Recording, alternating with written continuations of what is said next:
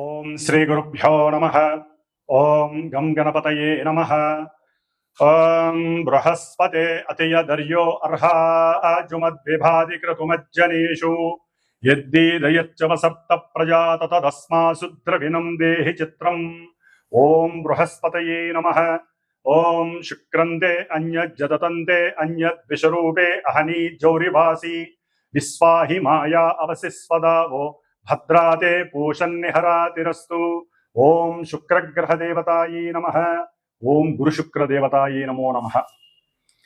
వీక్షిస్తున్నటువంటి ప్రేక్షకులందరికీ కూడా గురువు అనగా బృహస్పతి మరియు శుక్రగ్రహం యొక్క అనుగ్రహం శుభప్రదంగా కలిగి ఈ యొక్క గురు శుక్రుల గురించి వినేటటువంటి వారందరికీ కూడా అఖండ అష్ట ఐశ్వర్య ప్రాప్తి, ఆయురారోగ్య లాభము కలగాలని, వ్యాపారాదులు ఉద్యోగాదులు చేసేటటువంటి వారందరికీ కూడా అఖండమైనటువంటి జ్ఞాన మరియు సంపదలు కలగాలని, ఆ గురు శుక్రులు ఇరువురు కూడా మిథునము అనేటటువంటి ఒక ఉన్నతమైనటువంటి చేతనత్వం కలిగినటువంటి, తెలివితేటలు బుద్ధి కుశలతని కలిగినటువంటి, మంచి వాగ్ధారణ కలిగినటువంటి, వాక్కుని ప్రసాదించేటటువంటి, ఎంతో మందితో అపరిచితులతో కానీ పరిచయం ఉన్నవారితో కానీ చక్కగా మాట కూర్పుని కలిపి ఉన్నతమైనటువంటి వ్యక్తులుగా చేసేటటువంటి మిథున రాశి. అది ఒక రకంగా మిథునము అంటే స్వర రాశి, స్వరము అంటే గొంతు. ఈ యొక్క ప్రపంచంలో ప్రతి జీవికి ఏదో రకమైనటువంటి ఫ్రీక్వెన్సీతో ఆ భగవంతుడు, ఆ పరమేశ్వరుడు కంఠాన్ని ప్రసాదించాడు. దాన్ని మన భాషలో గొంతు అంటాం, మెడ అని కూడా అంటాం. మరి ఈ గొంతులో ఉన్నటువంటి స్వరపేటిక ద్వారా మాత్రమే ఒక మనిషి ఇంకో మనిషితో మాట్లాడగలడు, పోట్లాడగలడు. అట్లాగే మంచి రచనలు ద్వారా కవిత్వాన్ని చెప్పగలడు. వ్రాసినటువంటి పాటల ద్వారా మంచి సంగీతాన్ని మృదు మధురంగా కూడా అందరికీ వినిపింపజేయగలుగుతాడు. మరి అటువంటి వాళ్ళని మనం ఎంతో మందిని చూసాం. అంటే మిథున రాశి చాలా చాలా క్రయ విక్రయాలు, వ్యాపారాదులకి సంబంధించినటువంటి మంచి ట్రాన్సిస్టర్ లాంటిది. అంటే ఒక మనిషి యొక్క తెలివితేటలు కానీ, పరాక్రమం కానీ, వాక్కు కానీ పరిచయం కావాలంటే ప్రపంచానికి కమ్యూనికేట్ అయినటువంటి రాశి మిథున రాశి. మరి ఈ మిథున రాశిలోకి పరమ గురువు, మహాగురువు, ఆది గురువు, దేవతలందరికీ కూడా మంత్రిత్వం చేసేటటువంటి ఆ గురువు అనగా బృహస్పతి ఆల్రెడీ మనకి జూన్ 13వ తేదీ నుండి రేపు ఆగస్టు 12వ తేదీ వరకు ఆ గురువు చక్కగా మిథున రాశిలో ఆగస్టు 12వ తేదీ వరకు కూడా ఇప్పుడు కూడా ఆయన రాహు యొక్క ఆరుద్ర నక్షత్రంలో చక్కగా సంచరిస్తూ ఉన్నారు. ఆయన ఒక రకంగా గురు చండాలత్వ దోషాన్ని కలిగి ఉన్నాడు గురువు. ఇప్పుడు పరమాచార్యుడైనటువంటి, రాక్షసులకు గురువైనటువంటి ఇద్దరూ పరమ గురువులే. ఒక మనకి ఉన్నటువంటి 9 గ్రహాలలో గురువుకి సంబంధించినటువంటి, అంటే కొన్ని గ్రహాలకి గురువు, కొన్ని గ్రహాలకి శుక్రుడు దైవత్వాన్ని, గురుత్వాన్ని వహిస్తున్నారు. మరి అటువంటి శుక్రుడు ఆయన ఈ జూలై 26వ తేదీన అనగా శనివారం రోజున మిథున రాశి మిత్ర రాశిలోకి ప్రవేశించబోతున్నాడు. అన్ని కళలకు మూలాధారమే ఆయన. మరి స్వరరాశి అయినటువంటి మిథున రాశిలోకి శుక్రుడు ప్రవేశించటం, కళాత్మక చర్యలు కలిగినటువంటి, అట్లాగే చిత్రసీమకి పరిచయం ఉన్నటువంటి ఎంతో మంది హీరోలు, హీరోయిన్లు, నాటకాలు వేసేటటువంటి వాళ్ళు, అట్లాగే చిత్రలేఖనము, బొమ్మలు అమ్ముకునేటటువంటి వాళ్ళు, శిల్ప కళాకారులు, అట్లాగే ఎవరైతే ఉన్నతమైనటువంటి ఉద్యోగాలు చేసేటటువంటి వాళ్ళు, అట్లాగే ఎల్ఎల్బి, ఎల్ఎల్ఏ అంటే లా చదివినటువంటి వారు, న్యాయస్థాన జడ్జీలు, ప్రొఫెసర్స్, అక్కడి నుంచి అంటే విద్యా సంస్థకి సంబంధించినటువంటి వారందరూ కూడా గురువుకి సంబంధించినటువంటి ఆ జ్ఞాన కారకత్వాన్ని కలిగినటువంటి వారు. గురువు జ్ఞానాన్ని ఇస్తే శుక్రుడు సంపదల్ని, సిరులని, మంచి ఆభరణాలని, ఇద్దరు కూడా సువర్ణ ఆభరణాలకి కారకుడు. అట్లాగే శుక్రుడికి ఇంకా వెండితో కారకత్వం ఉంది. వెండి ఆభరణాలు, సువర్ణాభరణాలు. ఇద్దరూ కూడా బ్రాహ్మణ జాతికి సంబంధించినటువంటి వారు. మరి గురుడు సౌమ్యత్వాన్ని, శుక్రుడు రజోతత్వాన్ని కలిగినటువంటి వారు. కొంచెం తేడాగా ఉంటుంది. మరి రాక్షసులు గురువు కదా, అంటే ఇక్కడ ఏమీ లేదండి. జ్ఞానము విజ్ఞానము ద్వారా గురువు మోక్షానికి మెట్లని వేస్తే, ఈ శుక్రుడు సిరి సంపదలని, భోగభాగ్యాదులని, వాహనాలని, లేకపోతే గృహాలని, అట్లాగే భార్య ఆనందాలని, అంటే భార్యాభర్తల మధ్య సుఖ సంతోషాదుల్ని, ఇట్లా ఈయనేమో గురుడు జీవకారకుడు. ఏదైనా ఒక జీవం కలగాలంటే ఈయన అనుగ్రహం జాతకాలలో ఉండాలి. గురుడు గనక స్త్రీల యొక్క జాతకంలో సరిగ్గా లేకపోతే జీవత్వాన్ని ఇచ్చేటటువంటి శక్తి స్త్రీలకి కలగదు.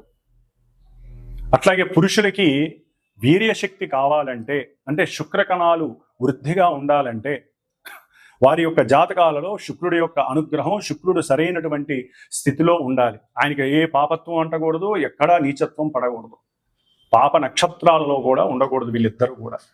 అంటే ఇటు స్త్రీలకి చూస్తే గురుడు, పురుషులకి చూస్తే శుక్రుడు. వీళ్ళిద్దరూ జాతకాలలో, సొంత జాతకాలలో బలంగా ఉంటే, అంటే వారి యొక్క పూర్వజన్మానుసారము చేసుకున్నటువంటి కర్మల్ని బట్టి ఈ జన్మలో వారికి సంతాన ప్రాప్తి, భోగ ప్రాప్తి, శయన ప్రాప్తి, అట్లాగే సుఖ సౌఖ్యాదులు, కీర్తి, ప్రతిష్ట, ఉన్నతమైనటువంటి రాజయోగ భోగ భాగ్యాలు, సువర్ణ రత్న ఆభరణ యోగ్యాలు, అట్లాగే బంగారపు ఆభరణాలు, కంఠాభరణాలు, కరాభరణాలు, ఇట్లా ఒకటి కాదు, ముఖ్యంగా వజ్రయోగం కలగాలన్నా కూడా శుక్రుడు అనుగ్రహం బాగా ఉండాలి. మరి ఈ శుక్రుడు మిథున రాశిలో వచ్చి ఆ యోగాన్ని ఇస్తున్నాడు చాలా మందికి కూడా, మనకున్న 12 రాశుల్లో. మరి ఈ గురు శుక్రుడు కొంత మన శరీరంలో ఉన్నటువంటి కొన్ని పార్ట్స్, ఏవైతే శరీర అవయవాలు ఉంటాయో వాటికి సంబంధించి, ముఖ్యంగా వీరిద్దరూ కూడా మధుమేహము, డయాబెటిస్, ఈ యొక్క వ్యాధిని కలుగజేసేవాళ్ళు వాళ్ళిద్దరు. ఎందుకంటే మూత్రపిండాలు, మూత్రకోశ వ్యాధులన్నీ కూడా శుక్రుడితో వస్తాయి. లివర్కి సంబంధించినటువంటి వ్యాధులు, అది ఏదైనా కానీ ఎన్లార్జ్మెంట్ ఉన్నదల్లా ఒక లివరే మన శరీరంలో. ఆ యొక్క యోగాన్ని ఇస్తున్నది గురుడే. అతి భోజనం లేకపోతే అతి తిండి వలన ఏది పడితే అది తింటే ఇష్టం వచ్చినట్టుగా లివర్ డ్యామేజ్ అయ్యి ఆ లివర్ని అంటే తిండిని చేసేవాళ్ళు కూడా వీళ్ళిద్దరే. అతిగా తినాలనే వాంఛని పెంచేది. మరి ఆ లివర్ మీద ఎఫెక్ట్ ఇస్తాడు గురుడు. అంటే గురుడు సరిగ్గా జాతకంలో లేకపోతే లివర్కి సంబంధించినటువంటి సమస్యలు, అట్లాగే ఇరువురు కూడా క్యాన్సర్స్కి సంబంధించినటువంటి వ్యాధుల్ని వృద్ధి చేసేటటువంటి వారు. ముఖ్యంగా క్యాన్సరు, వీటికి సంబంధించిన వాళ్ళకి ఈ 2 గ్రహాలు కూడా ఇబ్బందులు కలుగజేస్తాయి. ముఖ్యంగా స్త్రీలకు సంబంధించినటువంటి అండకోశ వ్యాధులు, అంటే పిండోత్పత్తి జరిగేటటువంటి గర్భభాగంలో ఆ ప్రదేశంలో కొన్నిటి పరంగా బబుల్స్ రావటం, వారికి అండ విచ్ఛేదనాలు జరగటం, ఇవన్నీ కూడా శుక్రుడు సరిగ్గా లేకపోతే లోపల ఇబ్బందులు కలుగుతాయి. ఎందుకంటే హార్మోన్స్ వల్ల మాత్రమే పిండోత్పత్తి కలుగుతుంది. మరి ముఖ్యంగా స్త్రీలలో హార్మోన్స్ ప్రాబ్లమ్స్ కలగటం ద్వారా పీరియాడిక్ ప్రాబ్లమ్స్ వస్తాయి. మరి ఇవన్నీ కూడా స్త్రీలకి పిండోత్పత్తిని చేసేటటువంటి, ఒక జీవాన్ని ప్రసాదించేటటువంటి స్థానానికి ఈ హార్మోన్స్ అనేది అతి ముఖ్యమైన భాగం. మరి ఈ శుక్రుడు వాటన్నిటికీ కూడా కారకుడు. కాబట్టి ఇప్పుడు కొంతమంది అనకూడదు కానీ స్త్రీలు వేరే దేశస్తుల్లాగా ప్రవర్తించటం, అవసరం లేనటువంటి ధూమపానాలు లేదా వ్యసనాలు, కొన్ని వ్యసనాలకి, డ్రగ్స్ వ్యసనాలకి, లేకపోతే మన నోటితో కూడా ఉచ్చరించినటువంటి కొన్ని మత్తు పానీయార్థాలు తాగి అదేదో లేటెస్ట్ కల్చర్ అన్నట్టుగా భావించి వారి యొక్క శరీర అవస్థలో ఒక అండోత్పత్తి, పిండాన్ని వృద్ధి చేసేటటువంటి స్థానాలు, గర్భాశయ సమస్యలు చాలా ఎక్కువగా ఉన్నాయి స్త్రీలకి. గర్భాన్ని వారంతట వారే పాడు చేసుకుంటున్నారు. భగవంతుడు లలితాదేవి భిక్షగా స్త్రీలకు ఇచ్చినటువంటిది ఒక సృష్టి ధర్మాన్ని నిలబెట్టేటటువంటి, సృష్టిని వృద్ధి చేసేటటువంటి పరిక్రమ. వృద్ధి అంటే గురుడు, సృష్టినిచ్చేవాళ్ళు స్త్రీలు. అందుకనే గురుబలం ఉండాలి. అట్లాగే హార్మోన్స్ కరెక్ట్గా పనిచేయాలంటే స్త్రీలు కొన్ని పనులు చేయకూడదు, కొన్ని వాటిని విసర్జించాలి. శుభప్రదమైనటువంటి వాడి అందే వాళ్ళకి ఆనంద యోగాలు ఉండాలి. ముఖ్యంగా ఒక సమయ సందర్భాన్ని బట్టి వివాహ యోగ్యతని వాళ్ళు నిర్ణయించుకోవాలి.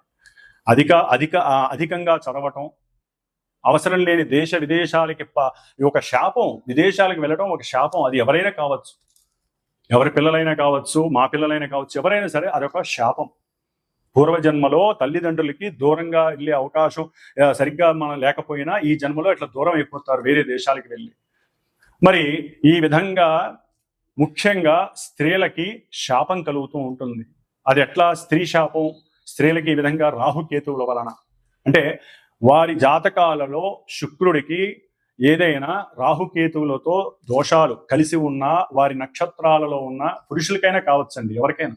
మరి కొంతమంది పురుషులలో పెళ్లిళ్ళు చేసుకొని కొంతమంది భార్యాభర్తలు ఎన్ని సంవత్సరాలైనా పిల్లలు కలగడం, హార్మోన్స్ సరిగ్గా వీళ్ళకి ఉండదు, అట్లాగే వీరికి వీర్యకణ వృద్ధి ఉండదు. మరి ఈ విధంగా గురు శుక్రుడు ఒక కుటుంబ వ్యవస్థని పెంచేటటువంటి గ్రహాలు, పరమ శుభగ్రహాలు ఈ రెండు కూడా. ఈ రెండు గ్రహాలు ఎన్నో రకాలైనటువంటి అనారోగ్యాన్ని ఇస్తాయి. జాతకాలలో అవి గనక సవ్యమైనటువంటి దశ అంతర్దశలు వాటికి అనుకూలంగా ఉంటే రోగాన్ని నివృత్తి చేస్తాయి. మరి అంతటి యోగ్యత కలిగినటువంటి రెండు గ్రహాలు మిథున రాశిలో సంచరిస్తున్నాయి అంటే ప్రతి రాశి వారికి యోగ్యకరమే.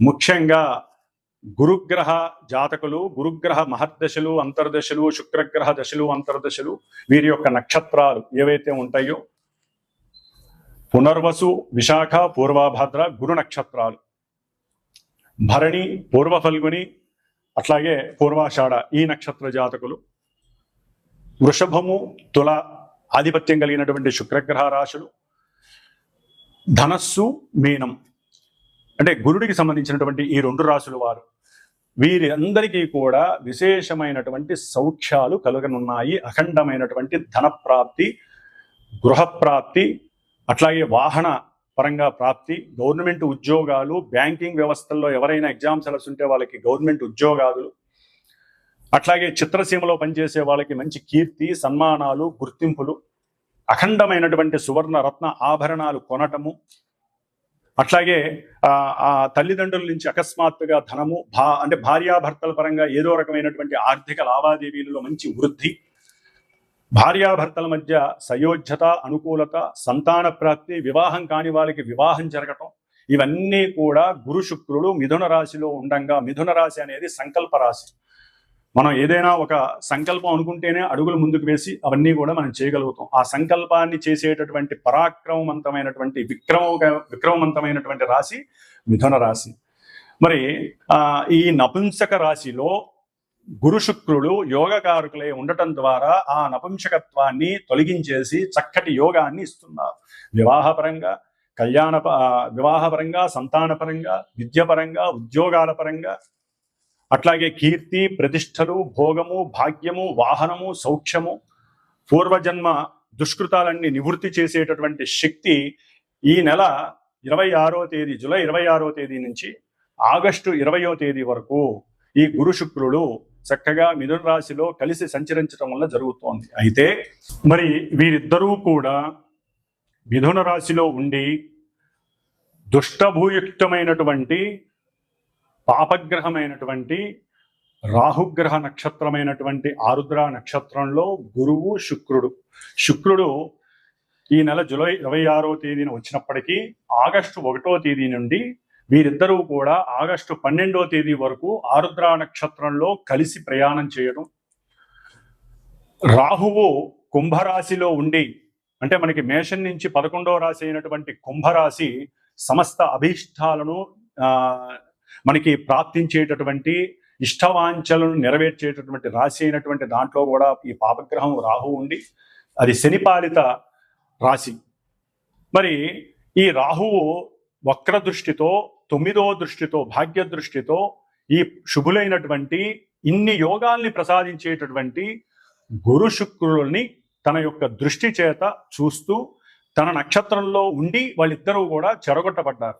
ముఖ్యంగా గురువుకి రాహుతో సంబంధం కలగటం గురు చండాలత్వ దోషము అంటారు.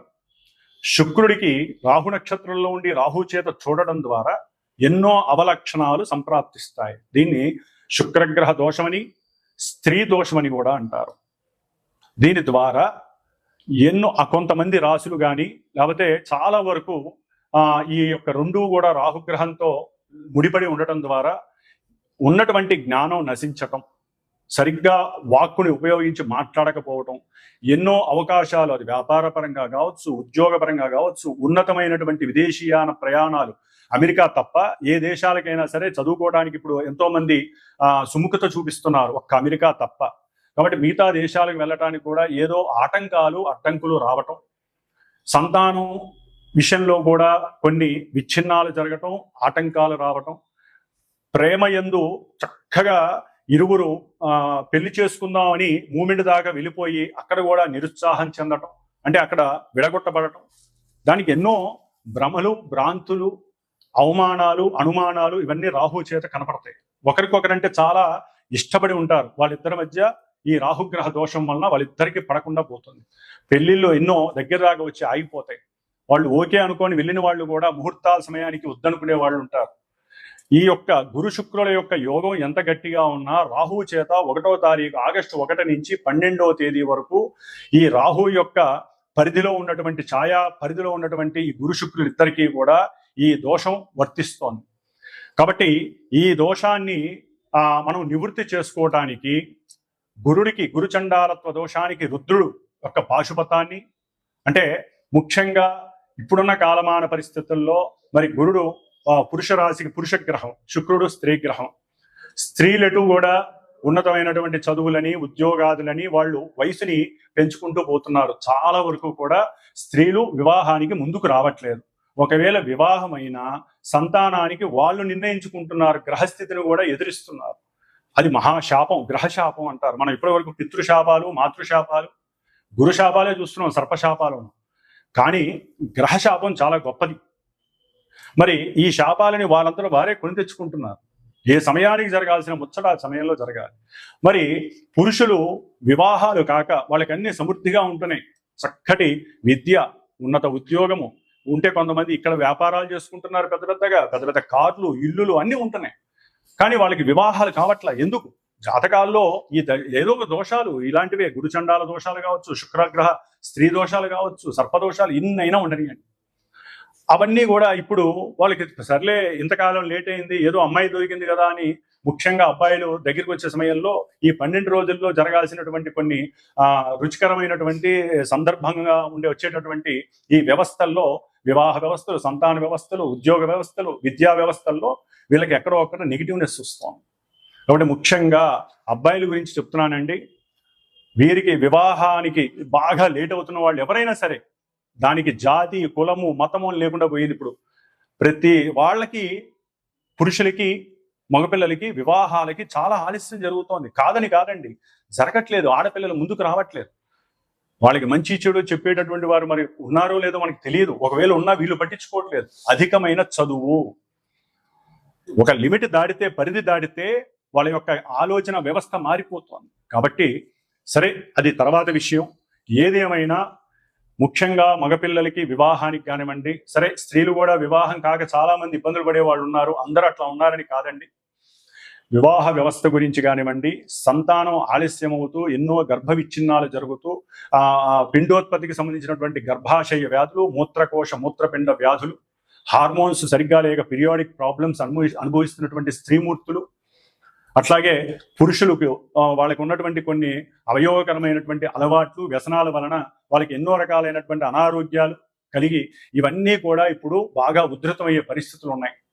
కాబట్టి సాధ్యమైనంత వరకు ఇందాక నేను చెప్పినటువంటి శుభాలన్నీ జరగటానికి ఒక చిన్న ప్రయత్నంగా నేను లలితా అమ్మవారి అనుగ్రహంతో నేను ఒకటి నిర్ణయించుకున్నాను.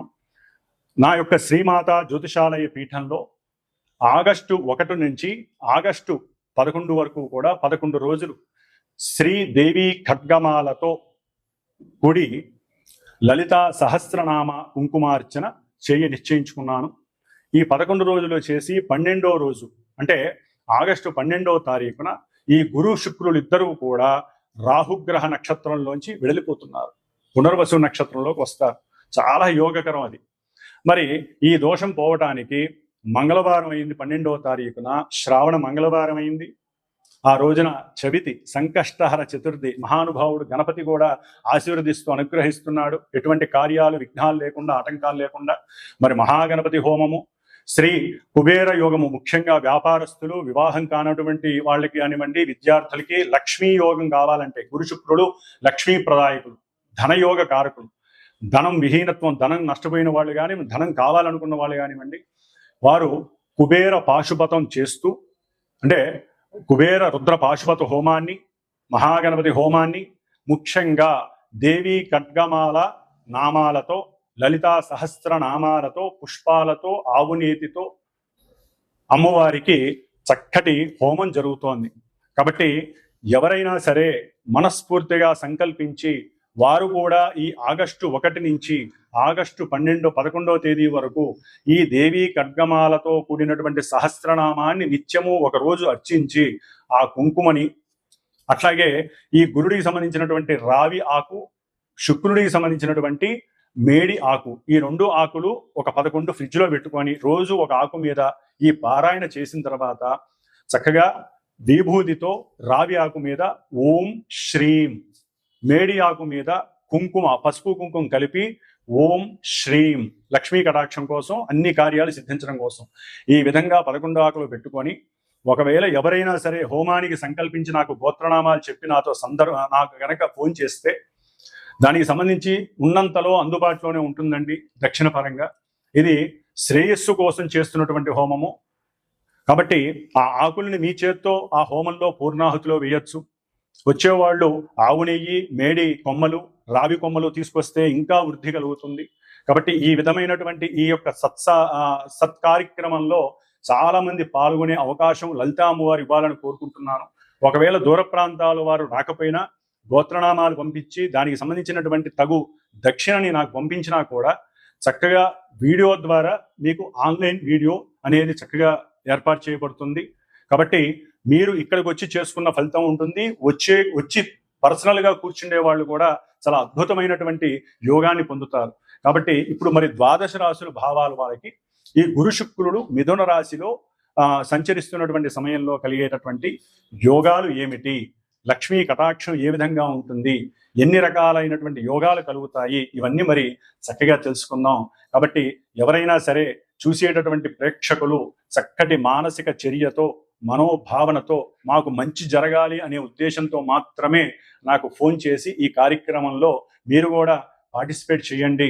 ఆ లలితా అమ్మవారి అనుగ్రహం, సాక్షాత్తు శుక్రగ్రహం, స్త్రీగ్రహం, లలితాదేవి అంశ. అట్లాగే పాశుపతంలో రుద్రుడి యొక్క నమక చమకాలతో చేస్తాం కాబట్టి గురుడికి సంబంధించినటువంటి దోషాలన్నీ పోతాయి. అంతకన్నా ముందు మహాగణపతి సంకష్టాల చతుర్థి, శ్రావణ మంగళవారం.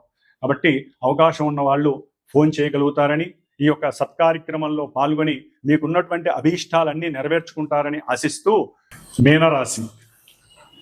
మీనరాశి వారికి చతుర్థ అంటే సుఖస్థానము అని కూడా అంటారు.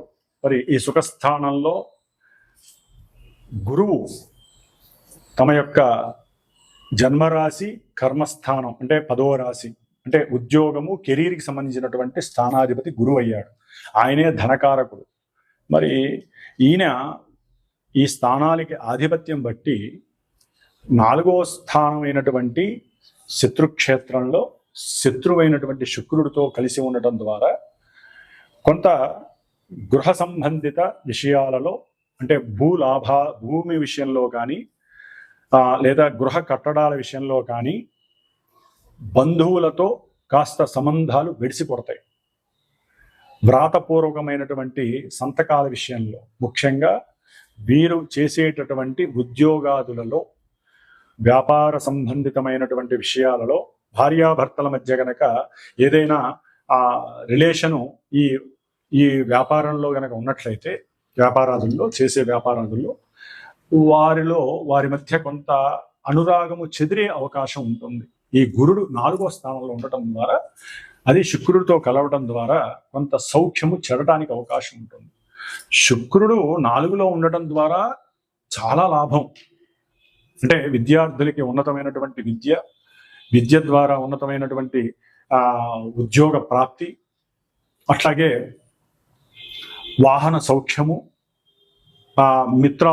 మిత్రులతో లేకపోతే కొత్త కొత్త వాళ్ళతో ఆకస్మికంగా పరిచయమైనటువంటి ఇరుగు పొరుగు వాళ్ళతో, ముఖ్యంగా స్త్రీలతో మాట్లాడాలనేటటువంటి ఆతృత, స్త్రీల యందు ఒక రకమైనటువంటి ఆసక్తికరమైనటువంటి చర్యలతో వాళ్ళతో చక్కగా చతురతతో మాట్లాడటం, వారిని ఇంపుగా ఆకర్షించుకునే ప్రయత్నం చేయటం, ఇవన్నీ శుక్రగ్రహం చేస్తూ ఉంటుంది.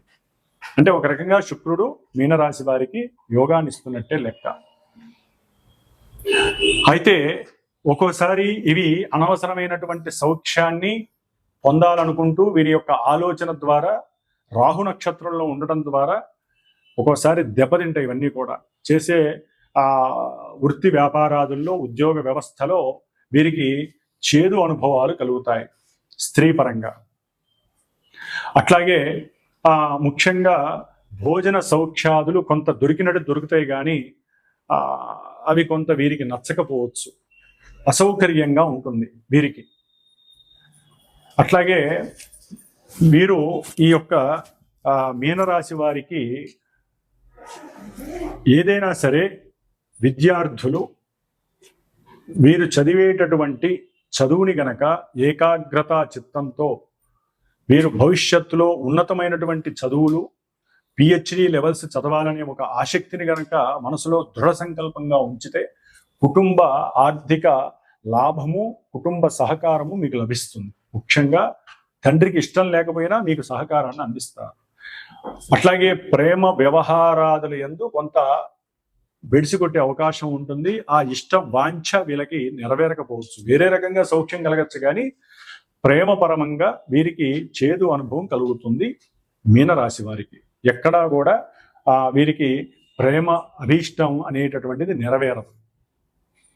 అట్లాగే ఏదైనా షేర్స్ పెట్టినా కూడా దాని యందు కొంత ఆలస్యము కలగటం, డిసప్పాయింట్మెంట్స్ కలగటం, అవి ఫెయిల్ అవ్వటం, షేర్స్ కానీ లేకపోతే వీరికి రావాలనుకున్న సమయంలో చిట్టీపాటలు వీరు ముందుగా చెప్పినా అది జరగకపోవటం, దాని ద్వారా సరైన సమయానికి వీరికి ఆర్థికంగా ధనము రాకపోవటం, ఆకస్మికంగా గృహంలో అసౌకర్యమైనటువంటి పరిస్థితులు కలగటం, ఇవన్నీ కలుగుతాయి.